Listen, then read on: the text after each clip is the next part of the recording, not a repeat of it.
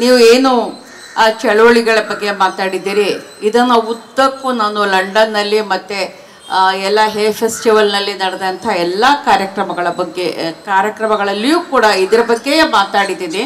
ಮತ್ತು ಇದರ ಬಗ್ಗೆ ಅವರಿಗೆ ಬಂಡಾಯ ಸಾಹಿತ್ಯದ ಬಗ್ಗೆ ವಿಶೇಷ ಕುತೂಹಲ ಮೂಡಿಬಂತು. ಹೇಗೆ ಅದು ಏನು ಚಳುವಳಿಗಳು ಹೇಗೆ ಪ್ರಭಾವ ಬೀರಿತು ಅಂತ. ಈಗ ಕಾವನ್ನು ಕಳ್ಕೊಂಡಿರೋದು ಕೂಡ ನಿಜ. ಆದರೆ ನಾವು ಬಂಡಾಯ ಸಾಹಿತ್ಯ ಸಂಘಟನೆಯಲ್ಲಿ ತೊಡಗಿಕೊಂಡಿದ್ದಾಗ ಒಂದು ಘೋಷಣೆ ಭಾಳ ಹೆಚ್ಚಿನ ಪ್ರಭಾವ ಬೀರ್ತಾ ಇತ್ತು. ಅಂದರೆ ಬಂಡಾಯ ಅನ್ನೋದು ಒಂದು ಮನೋಧರ್ಮ ಅಂತ ಹೇಳ್ಬಿಟ್ಟು, ಅದನ್ನು ಬರೀ ಬರವಣಿಗೆಗೆ ಅಲ್ಲ, ಅದು ಬದುಕಿಗೆ ಅನ್ವಯವಾಗುವಂಥದ್ದು. ಒಂದು ಮನೋಧರ್ಮ ಆದಾಗ ಅದು ಬರವಣಿಗೆಯಲ್ಲೂ ವ್ಯಕ್ತವಾಗತ್ತೆ, ಅದು ಬದುಕಿನಲ್ಲೂ ಕೂಡ ವ್ಯಕ್ತ ಆಗತ್ತೆ.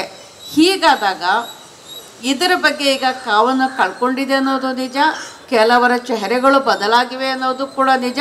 ಆದರೆ ಇನ್ನೂ ಹಲವಾರು ನೂರಾರು ಸಾವಿರಾರು ಚೆಹರೆಗಳು ಬಾಕಿ ಇವೆ, ತಮ್ಮ ಸ್ವಂತಿಕೆಯನ್ನು ಉಳಿಸ್ಕೊಂಡಿವೆ ಅನ್ನೋದು ಅದು ಇನ್ನೂ ಕೂಡ ಸಂತೋಷ ಕೊಡ್ತಕ್ಕಂಥ ವಿಷಯ. ನಿನ್ನೆ 2ನೇ ತಾರೀಕು ಕೂಡ ಒಂದು ಬಂಡಾಯದ ಕಾರ್ಯಕ್ರಮ ನಡೆಯಿತು ಅಂತ ನಾನು ಆಹ್ವಾನ ಪತ್ರಿಕೆಯನ್ನು ನೋಡಿದೆ.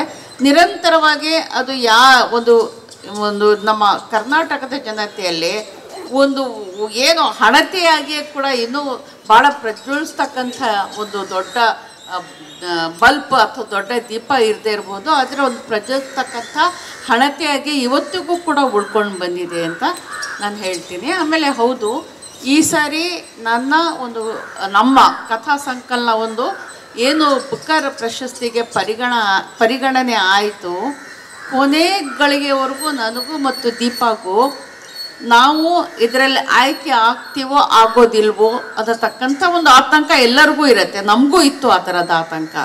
ಅದರ ದೊಡ್ಡ ಆತಂಕ ಏನಿತ್ತು ಅಂದರೆ, ಇದು ಕಥಾ ಸಂಕಲನವಾಗಿರೋದ್ರಿಂದ ಉಳಿದಂಥವು ಎಲ್ಲವೂ ಕೂಡ ಕಾದಂಬರಿಗಳಾಗಿರೋದ್ರಿಂದ ಎಲ್ಲೋ ಒಂದು ಕಡೆ ಇದು ಕಥಾ ಸಂಕಲನ ಅನ್ನೋ ಕಾರಣಕ್ಕೆ ತಿರಸ್ಕೃತ ಆಗತ್ತೋ ಅನ್ನುವಂಥ ಒಂದು ಆತಂಕ ಕೂಡ ಇತ್ತು. ಮತ್ತು ಇದುವರೆಗೂ ಬುಕ್ಕರ್ ಇತಿಹಾಸದಲ್ಲಿ ಸಣ್ಣ ಕಥಾ ಸಂಕಲನಕ್ಕೆ ಎಲ್ಲಿಯೂ ಕೂಡ ಬಹುಮಾನ ಬಂದಿಲ್ಲ. ಇದು ಮೊದಲನೇ ಸರಿ ಬಂದಿರುವಂಥದ್ದು ಸಣ್ಣ ಕಥಾ ಸಂಕಲನಕ್ಕೆ.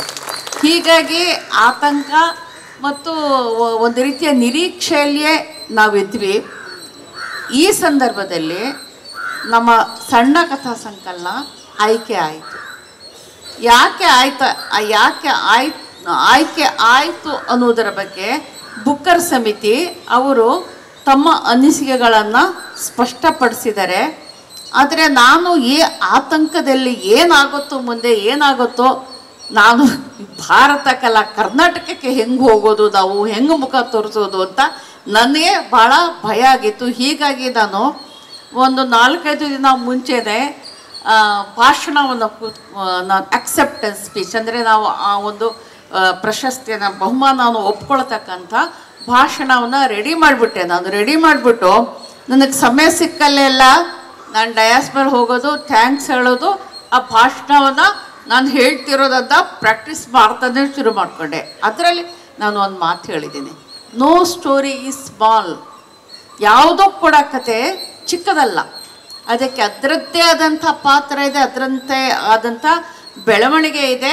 ಮತ್ತು ಕತೆ ಯಾವುದು ಕೂಡ ಸಣ್ಣದಲ್ಲ ಚಿಕ್ಕದಲ್ಲ ಅನ್ನೋದು ಹೇಗೆ ಪ್ರಭಾವ ಬೀರುತ್ತೆ ಅನ್ನೋದ್ರ ಬಗ್ಗೆ ನನ್ನ ಅರಿವಿಲ್ಲದೆ, ನನಗೆ ಗೊತ್ತಿಲ್ಲದೆ ನಾನು ಅದರ ಬಗ್ಗೆ ನಾನು ಮಾತಾಡಿದೆ. ಬುಕ್ಕರ್ ಸಮಿತಿಯವರು ಕೂಡ ಅದರ ಬಗ್ಗೆ ಪ್ರಸ್ತಾಪ ಮಾಡಿದ್ದಾರೆ. ಮತ್ತು ಬಹುತೇಕ ಪತ್ರಿಕೆಗಳು ನೋ ಸ್ಟೋರಿ ಸ್ಮಾಲ್ ಅನ್ನೋ ಕ್ಯಾಪ್ಷನಲ್ಲಿ ಅನೇಕ ಇವುಗಳನ್ನ ಪ್ರಕಟ ಮಾಡಿದ್ದಾರೆ. ಮತ್ತು ಮುಂದೆ ಬರೀತೀರ ಅಂದರೆ, ಹೌದು, ನಾನು ಈಗಾಗಲೇ ಒಂದು ಕಾದಂಬರಿಯನ್ನು ಬರೆದಿದ್ದು, ಅದು 3/4 ಭಾಗ ಪೂರ್ತಾಗಿದೆ. ಹಿಂದೆ ಕೂಡ ಬರೆದಿದೆ, ಕುಬ್ರಾ ಅನ್ನತಕ್ಕಂಥ ಒಂದು ಕಾದಂಬರಿ.